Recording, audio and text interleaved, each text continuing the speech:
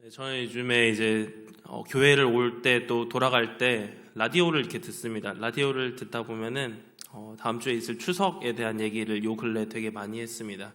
추석에 가족들과 어떻게 시간을 보내야 지혜롭게 보낼 수 있을 것인가, 뭐 이제 어르신들뿐만 아니라 젊은 층에 대해서도 많이들 얘기를 했는데 주로 나왔던 얘기는 가족들과 절대로 정치 얘기하지 마세요 이런 거였습니다.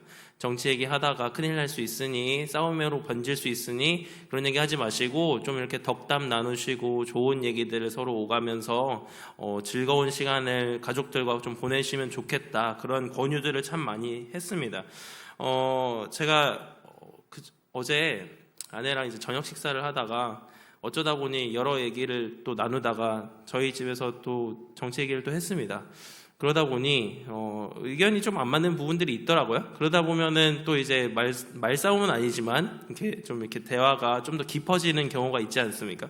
근데 그것들을 보는데 막 이렇게 감정적으로 부딪히는 것이 아니라 둘 다 이렇게 명확한 논리가 있어요. 명확한 논리가 있고, 그리고 그 생각대로 서로 이야기를 개진해 나가면서 저희가 정치할 건 아니지만 그래도 나름대로 나라를 위해서 기도하고 걱정하면서 고민했던 부분들을 이렇게 나누곤 했었는데, 가만히 이제 다 끝나고 나서 돌아보니까 다 논리가 있어요. 그리고 뉴스 들어봐도 다 논리가 있고, 그런데 어쩌면 이 각기 다른 생각들, 명확한 기준들이 각자 있다 보니까 이 모습이 성경에서 사사시대와 너무 비슷한 것 같다는 생각이 들었습니다. 다 각기 소견에 오른 대로 생각하고 그것대로 행동하는 모습들, 그것이 너무나도 이제 강력하다 보니까는 서로는 이제 더 이상은 신뢰하지 못하게 되는 그런 모습이 아닌가, 그런 생각이 드는데, 사실 정치 얘기를 하려고 하는 건 아닙니다. 오늘 말씀을 통해서 저는 여러분과 추석에, 다음 주에 있을 추석 가운데에 어떻게 하면 우리가 가족들과 그리스도인으로서 살아갈 수 있을까를 좀 더 깊이 고민해 보고자 합니다.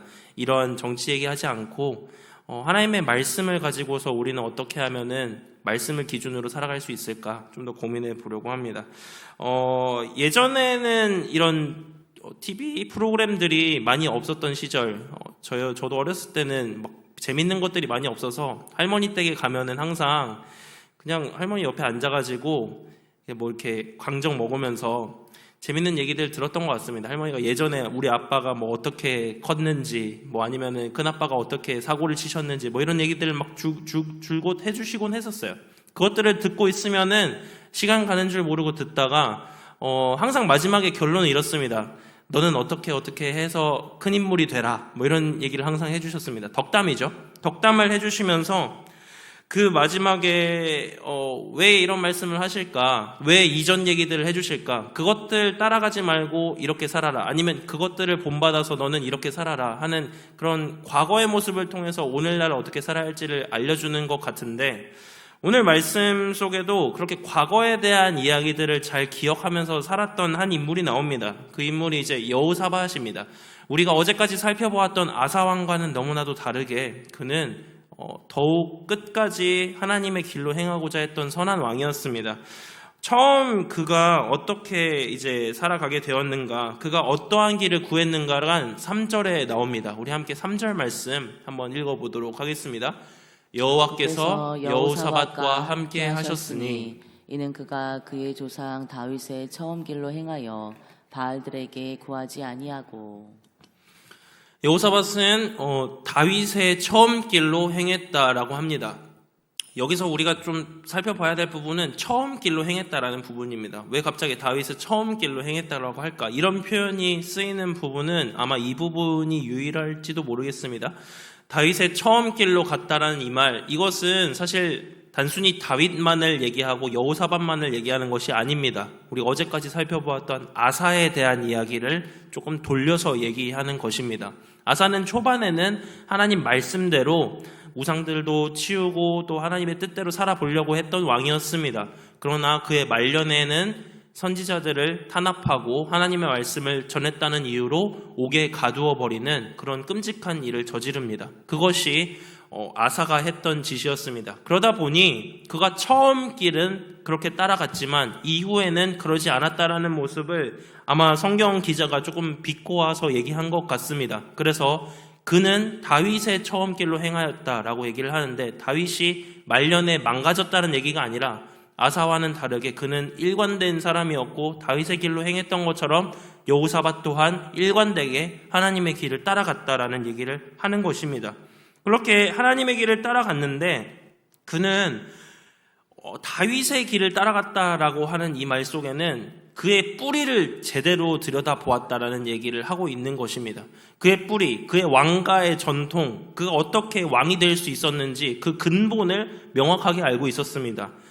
목동이었던 다윗이 어떻게 왕이 되었는가를 알았고, 그리고 그 왕으로 세우신 하나님께서 어떻게 그에게 복을 주셨고 지금까지 유다 왕국의 자신의 가문이 통치를 할 수 있었는지를 알았기에 여호사밧은 교만할 수가 없었던 것입니다. 자기의 뜻대로 내가 마음대로 행할 수가 없었던 것입니다. 그래서 그 보잘것없는 양치기를 왕으로 세우신 하나님을 의지하면서 그의 길을 따라가기로 결심을 했는데, 여러분, 이렇게 하나님의 뜻을 따라가기로 결심한 여호사밧은 어렸을 때부터 주구장창 하나님이 누구신지를 들었을 뿐만 아니라 그의 가문에 대한 얘기들을 그의 삶 속에서 계속해서 들었을 것입니다.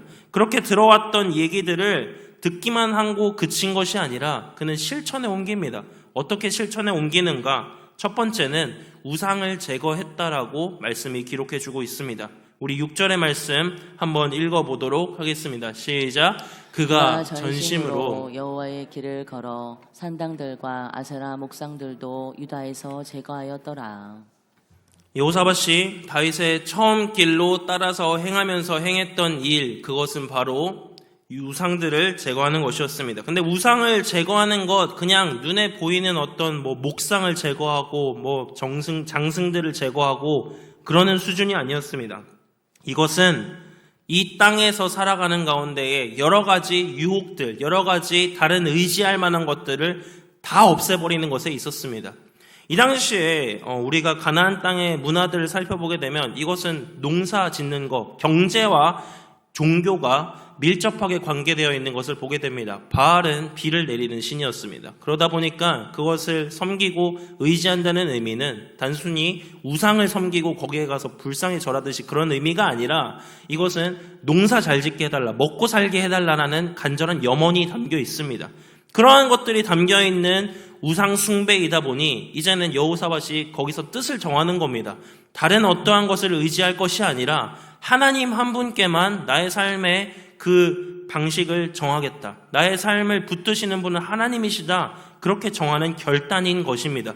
그렇게 결단을 하고 백성들도 그 길로 따라오게 합니다. 왜 그런 것인가?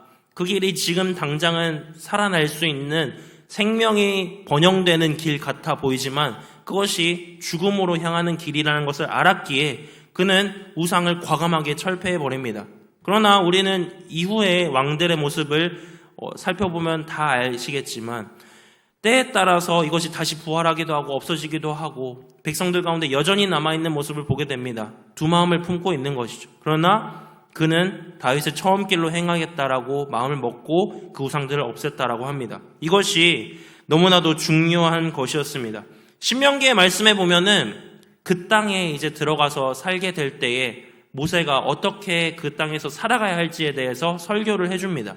그 설교 가운데에는 너희가 그 땅에 들어가게 되면 여러 가지 우상들을 만나게 될 것이고 너희들을 유혹해서 하나님을 잊어버리게 만들 수도 있다라고 얘기를 합니다. 그 말씀을 기억하고 듣고 자랐던 여호사밧은 과감하게 그의 삶의 여러 가지 보험 장치와 같았던 것들을 다 없애버리는 것입니다. 두 번째로는 그가 율법을 가르치기로 결심을 합니다. 우리 함께 9절의 말씀을 읽어보도록 하겠습니다. 시작. 그들이 여호와의 율법책을 가지고 유다에서 가르치되 그 모든 유다 성읍들로 두루 다니며 백성들을 가르쳤더라. 나라가 아사 때만 보더라도 약간 그 열강들 가운데에서 외교를 잘해야 하는 상황이었습니다. 마치 우리나라의 지금 모습과 같이 외교를 잘해야지만 살아남을 수 있는 상황이었습니다. 그러나 지금 그가 무엇을 가르쳤다라고 오늘 말씀에서 얘기를 하냐면 율법을 가르쳤다라고 얘기를 합니다. 한마디로 쉽게 얘기하면 종교를 가르쳤다라는 것입니다. 여러분, 나라가 부강해지기 위해서 오늘날 우리나라가 가르치는 것은 무엇입니까? 지금 융성하겠다라고 하는 것, AI 산업 시대라고 과학기술을 가르쳐야 하고, 경제적으로 우수해야 되고, 외교적으로 탁월해야 한다라는 그런 인재들을 양성하기 위해서 갖가지의 교육들을 실천합니다. 그런데 그러한 것들이 지금 나와야 할 것만 같은데, 여기에는 지금 여호사밧은 뜬금없이 율법 교육을 행하겠다라고 합니다.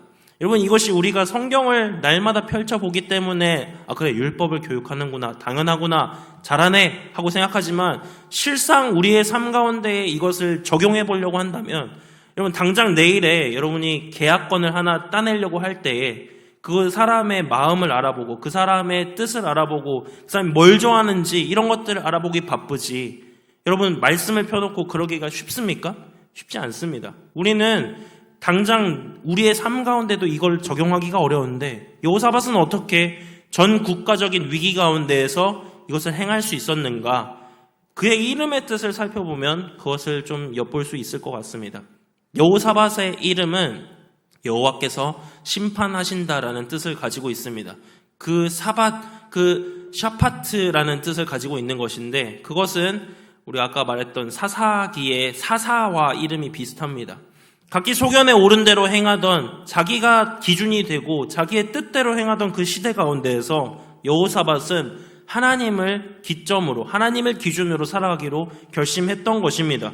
그러기에 그는 당연히 그 일을 행할 수밖에 없었습니다. 율법을 교육한다는 것은 단순히 종교적인 어떠한 정교, 야합의 그런 꿈을 이루는 것이 아니라 하나님을 인정하는 행위였습니다. 하나님을 인정한다는 것, 그것은 자신의 왕위의 근본이 무엇인지를 다시 한번 돌아보는 것이었는데, 하나님께서 다윗을 왕위로 세우실 때에 그에게 부지런히 하나님의 말씀을 가르쳐 읽히게 하라고 합니다. 그의 아들에게도 말씀을 전할 때 다윗은 너는 부지런히 여호와의 말씀을 배우라 그럽니다. 그것과 같이 여호사밧은 하나님을 인정합니다. 왕이 되어서 자기 마음대로 자신의 통치, 자신의 뜻을 이루어가는 게 아니라 그는 진정한 왕이 계시다라는 것을 자신의 왕위로 이루어갑니다. 여러분, 왕이 되면은 온 나라 곳곳에 그 방을 붙입니다. 방. 내가 왕이 되었고 내 말이 이렇고 내 명령이 이렇다, 이런 것들을 붙입니다. 그런 것을 행한 것이 왕들이었는데, 여호사밧은 자신의 말을 곳곳에 붙이지 않았습니다. 하나님의 왕이라는 것을 기억할 수 있도록 하나님의 말씀을 곳곳에 알리도록 지금 방백들을 보냈다라고 하는 것입니다. 그 방백들을 보내어서 너희들 이 나라가 이렇게 살아갈 수 있는 것, 너희가 지금 이렇게 살아갈 수 있는 것, 내가 왕이 된 것, 이거 다 하나님 은혜다, 이것을 가르치게 한 것입니다. 또한 그가 이 일들을 행했던 것, 우상을 없애고 율법을 가르친 이 모든 것들은 하나님이 일하실 수 있는 환경을 만드는 데 있었습니다. 여러분, 하나님께서 이렇게 북이스라엘과 남유다로 갈라져 있는 이 상황 가운데에서 제대로 이 왕이 기능을 할 수 있도록, 나라가 기능을 할 수 있도록 하기 위해서는 제대로 어떤 여러 가지 그 당위성이 필요했습니다. 왕이 이 나라 가운데에서 통치를 하려고만 해도 당위성이 필요했는데, 왜 그러냐면 북이스라엘이라는 나라는 점점 더 규모가 커져갑니다. 점점 더 규모가 커져가고 남유다 가운데에서도 이 모습을 바라볼 때에 경제적으로나 또 외교적으로나 군사적으로나 위협감을 점점 느껴올 수 있습니다. 그런데 그것들을 바라보는 것이 아니라 하나님이 누구신지를 기억할 수 있도록 합니다. 하나님이 누구신지를 기억할 수 있도록 하면서 그는 왕으로서 다른 어떠한 길을 따라가지 아니하고 하나님이 왕이신 것을 온전히 가르치게 되는데, 이것들을 보면서 우리는 우리 가정 가운데에서도 이러한 모습을 좀 본받아야 한다라고 생각을 합니다.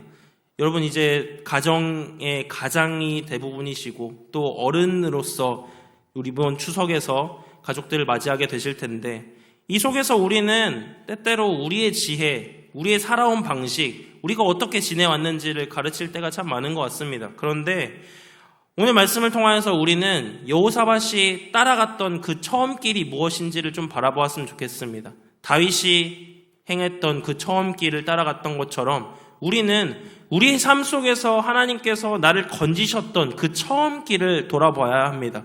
다윗이 행했던 그 처음 길이라는 것은 하나님만 의지했던 그 시절을 의미합니다. 많은 것을 알려주고 많은 지식들을 알려준 것이 아니라 그는 단 한 가지만을 붙들고 살았습니다. 그것이 무엇이었는가? 오직 여호와 하나님만이 나의 왕이시다라는 그 사실이었습니다. 그 사실을 의지하고 살았기에 주변에 수많은 유혹들이 있을지라도 그것들을 바라보면서 발을 동동 구르지 않았습니다. 너무나도 어려운 상황 가운데 있을지라도 그 가운데 위기감을 느끼지 아니하고 하나님을 바라봅니다. 하나님이 누구신지를 기억합니다. 이후에 위기 상황 가운데 놓일지라도 그때에도 하나님을 바라보면서 여호와 하나님의 뜻이 무엇인지를 구하는 모습이 여호사밧의 삶이었는데, 오늘 우리의 삶 속에서도 이러한 모습을 좀 본받았으면 좋겠습니다. 너무나 많은 정보의 시대 가운데서 너무나 많은 기준들 속에서 우리는 헷갈립니다. 그리고 이거 안 하면 위기감을 느낄 것만 같고 이거 안 하면 큰일 날 것만 같은 시대 속에 살아갑니다. 그런데 오늘 말씀은 그렇지 않다라고 얘기를 합니다. 오히려 정확한 기준, 진리만을 따라갈 때에 그 어떠한 것도 우리에게 방해가 되지 않을 수 있다는 것을 가르쳐 줍니다. 여호사밧의 시대에 번영이 이루어질 수 있었던 것, 그가 군사적으로나 외교적으로나 또 경제적으로나 어려움이 없을 수 있었던 것은 그의 지혜 가운데 있었다라고 오늘 역대기 기자는 얘기하지 않습니다. 다윗의 처음 길로만 행했다라고 얘기를 합니다. 단순하고 명료한 그 길을 우리 함께 좀 살아보았으면 좋겠습니다. 그리고 여러분의 가정 가운데에서도 여러분이 그동안 걸어왔던 그 단순하고 명료한 여호와를 따르는 그 길을 한번 나누어 보시면 좋을 것 같습니다. 그때에 가정 속에서도 새로운 도전이 일어날 줄 믿습니다. 하나님의 뜻대로 살아가는 것이 무엇인가, 인생 가운데서 벌어진 실제적인 경험을 통하여서 우리 함께 도전을 받고 서로 그 길을 따라갈 수 있도록 독려하는 이번 추석 되시기를 간절히 소망합니다.